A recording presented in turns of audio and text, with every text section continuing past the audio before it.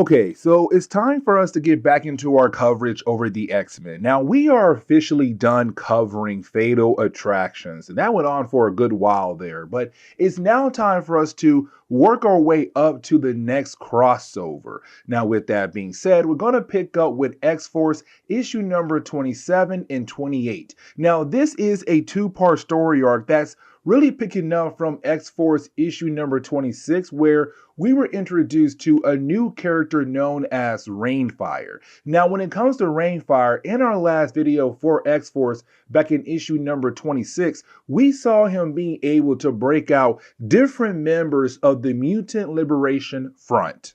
Now, that was an organization of characters we had talked about before in the earlier parts of our coverage over the X-Men. Now, originally, the different members of this group was being led by a character known as Strife. Now, as we all know, when it came to the end of the Executioner's song, Cable and Strife both had disappeared. Now, Cable, he's back, but Strife has not come back yet. But with him being gone, it kind of left the door open for somebody else now to take over as the actual leader of the group. And that was a character known as Rainfire. Now, we don't know much about Rainfire just yet, but over time, we're going to learn more about this character. And so getting into the opening pages of today's video, we do pick up with the, members of the Mutant Liberation Front as they're making a move right now on Henry Gyrich. Now, we have talked a lot about this character before, but when it comes to Henry Gyrich,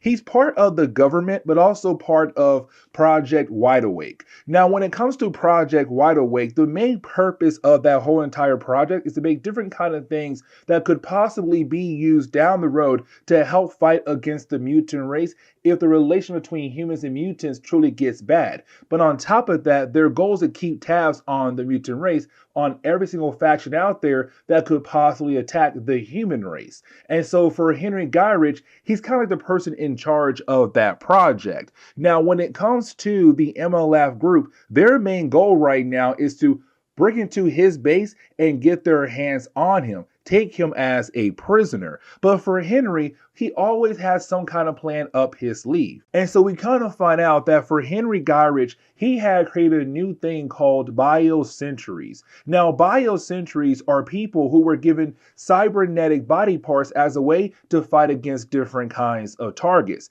And so right now, we're seeing the first of many to come down the road. And his name is Hardaway. Now, the battle is very short-lived. But at first, it does seem like that the Mutant Liberation Front is going to have a hard time fighting against a character like this.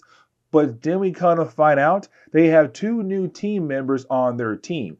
One of them is Moonstar and the other one is Locust. Now, when it comes to Moonstar, she's been around for a good while. And the reason why, because this is Danny Moonstar being part of the Mutant Liberation Front. Now, when we last saw her, she left for Asgard. And the question is right now, why is she no longer in Asgard? But on top of that, why is she right now working for the Mutant Liberation Front? Now, when it comes to Locust, this is her making her first appearance ever in Marvel Comics. Now, when it comes to Locust, she has the ability to teleport, also to fly, but also being able to shoot out energy out of her hand. Now, with all that being said, you have Locust and also Moonstar being able to work together to bring down Hardaway just like that. And then you have our heroes, bad guys here, being able to get their hands on Henry Gyrich just like that. Now, as soon as the MLF group got their hands on Henry Gyrich, they expressed their hatred for the man. And the reason why, because he is well known across the world, especially in America, that he hates the mutant race, that he is down with the idea of finding different ways to prove that mutants are evil, that mutants are killers, and they should all be killed off or at least locked up to protect the human race. And matter of fact, you have the MLF group say, look at how far you would go to try to get rid of us. You turned a regular man into a cyborg, basically, as a way to attack us, and he still failed. That's your problem right there. You're trying to prove that mutants and humans cannot live together, that mutants are truly evil. Either way, you do have Locust being able to open up a portal to allow the group to leave just like that. But now we have to jump over to Washington, D.C. Now, when we do, we pick up with four different people having a meeting: Charles Xavier, Forge, Val Cooper, and Nick Fury. Now, you have all four characters coming together to figure out which team is going to go out of their way to save the life of Henry Gyrich. Now, you have Charles say, unfortunately, his X-Men cannot be used for this mission because they had just dealt with a civil war over in Genosha. For X Factor, it will look pretty bad if a mutant team is being used to fight against another mutant team. Because remember, X Factor is working for the government. And so for Nick Fury and S.H.I.E.L.D., it's also a no. And so for Val Cooper, that means only one team left to use. And of course, that would be X-Force. But now we have to jump back over to the Mutant Liberation Front and their new base. Now, their new base is actually an old base that belonged to Magneto in the way early days of Chris Claremont's run on the X-Men. Now, with all that being said, we're going to shift our focus over to a character called Tempo. Now, she's been around for a good while in Marvel Comics. Matter of fact, she first appeared back in New Mutants. But for Tempo, she's also one of the founding members of the Mutant Liberation Front. But we're kind of seeing right now that she kind of hates the idea of being part of this team. She hates the idea of what the team represents. And so it kind of left to believe in the possibility that she might leave. But for right now, she's not going to leave. And the only reason why, because she is scared of what could happen to her if she tries to leave the team behind. But let's go ahead and shift our focus over to Rainfire to kind of learn what is his actual goals for the new version of the Mutant Liberation Front. And so he has this meeting with Henry Gyrich. Now, his plan is to use Henry as a way to inspire more mutants to fight alongside with him. Because Henry Gyrich is the perfect example of a human who's part of the American government who would do anything to possibly get rid of the entire mutant race. And matter of fact, he does bring up different things that Henry has done over time with Project Wide Awake that could have been used as a way to eliminate the entirety of the mutant race. And so you have Rainfire saying, my goal is to liberate the mutant race away from the human race. First, we're going to start with America, but then after that, the entire world.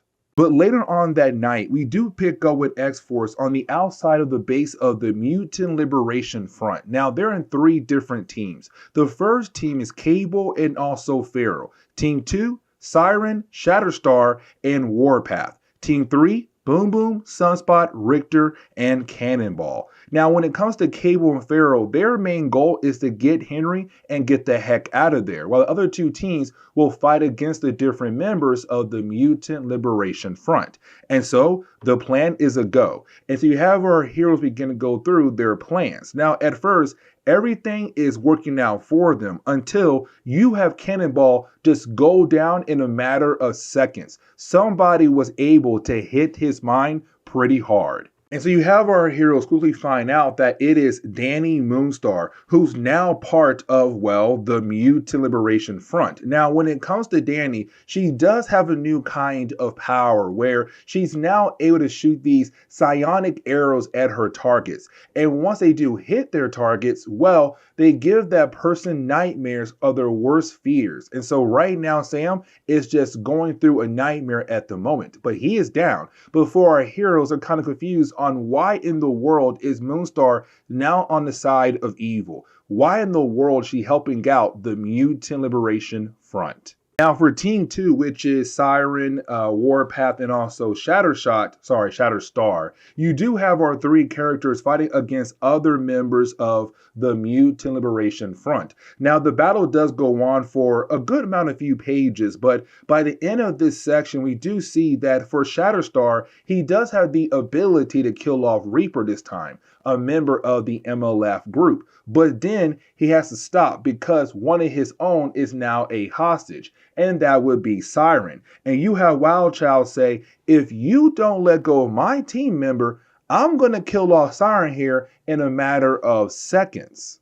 Now, let's not forget about team number 3. Their main goal, or sorry, team 1, which is Cable and Pharaoh. Let's not forget that their main goal is to get, well, Henry Gyrich the heck out of there. Now, for Henry, he's kind of surprised to see X-Force because, again, when it comes to X-Force around the 1990s, they were kind of like the more aggressive team out of all the different X teams, like Excalibur or X-Men Gold, X-Men Blue, and also X-Factor. He thought like, hey, I might get SHIELD or at least X-Factor or some other government team like the Avengers. But unfortunately, he has X-Force. Now for Cable, he wants to break out Henry Gyrich. The problem is, as he tries to break out Henry, he's then confronted and attacked by Rainfire, the leader of the Mutant Liberation Front.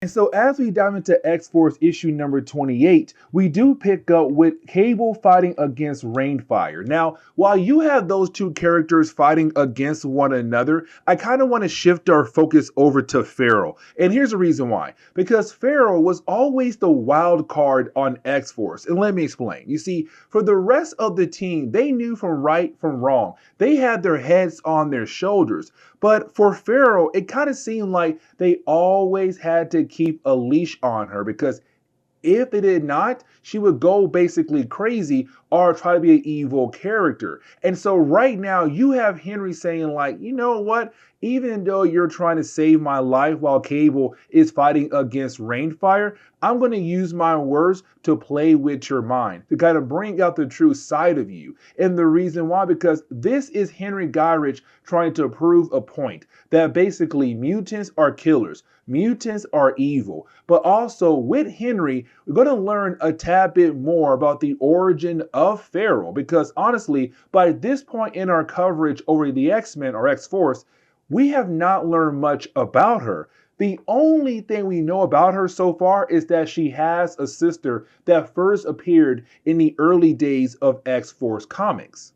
Now, I want to jump back over to Shatterstar because he's still trying his best to save his teammate Siren from the hands of Wildside. Now, here's the thing, because if Shatterstar makes a move, Wildside is going to kill off Siren. And so you have Wildside tell Shatterstar, go ahead and drop your blade. And I might, just might, let your teammate go. Now, this is where we learn a new power of Shatterstar, where he is able to send out a shockwave out of different metals around him. So for example, his blade is made out of metal. And so with that blade made out of metal, he was able to send out a huge shockwave to throw off Reaper and Wildside so that he'll be able to save Siren. And then by the end of this section, we learned that Warpath was able to take down his opponent as well. So for the most part, X-Force were able to take out most of the members of the Mutant Liberation Front. I'm going to jump back over to the other team, Team 3, where you have Sunspot, Boom Boom, Richter, and Cannonball. Now remember, they had just discovered the fact that their old teammate Moonstar is now working with the Mutant Liberation Front, and they can't believe in the idea that she would do that. And so as you have our heroes trying their best to fight against her, they're also fighting against the other character known as Locust. Now, when it comes to Moonstar, she does shoot one of her psionic arrows once again, except this time you have Sunspot grab Locust and pull him and her right in front of the actual arrow, and then they all just disappear. But now we're able to shift our focus back onto Pharaoh once again. Now, when we do, this is the moment where we can officially say like, okay, Pharaoh might leave X-Force. She was that wild card the entire time on the team. And the reason why I'm saying that, guys, is because when we jump over to Pharaoh and also Henry Gyrich, he continues to talk about her. He's kind of like, you're not like the others. You hate me. You want me dead. Now, here's the thing. A lot of mutants who are part of the X-Men teams, they don't like Henry. But for Pharaoh, it's kind of like, yeah, I might not like you, but I also want to see you die. I might even try to kill you off as well. And so because of those kind of thoughts in her head, and for Henry, he knows who she is, he's kind of like, you're no better than the other mutants you're fighting against. The ones out there who want to see me and the rest of the humans die. Now, We also learn from Henry that something happened to her younger brother and her younger sister. But on top of that, she's not allowed to go back home to her mother's house. Now, for Pharaoh, once you have Henry say those things to her, she wants to attack him. But then she's stopped by tempo. And that's why I said earlier that we might see a change in the actual roster of X-Force, because now you are talking about the idea of Pharaoh going on the other side and Tempo possibly taking her place on X-Force. Either way, you do have the two characters begin to fight against one another. Now we have to shift our focus back onto Cable and also Rainfire, and here's the reason why. Because while you have the two characters fighting against one another, it's also Cable trying to prove a point that he's trying to show the young X-Force members from right from wrong, to how to make sure they stay on the path of good. And right now for Rainfire, he's only showing them the path of evil, the path of wrong. But then out of nowhere, you have Rainfire call Cable by his real name. And that would be Nathan Dayspring. Now, this is kind of huge because now we're kind of left to believe that Rainfire could most likely be somebody close to Cable. But the question is right now, what is the actual origin of Rainfire? Who is he? But either way, you didn't have Siren take out Rainfire before Cable was able to get any more information out of him. Now you do have Rainfire being able to easily just jump back into the battle, but when he does, it's really more of Rainfire kind of saying, listen, if we kill off Henry Gyrich, we are saving the lives of millions of mutants across the world. Now here's the thing, it's only if. Like, what if we do kill off Gyrich? We might, just might be able to save the lives of millions of mutants, but there's still a possibility that you might not save the lives of millions of mutants across the world.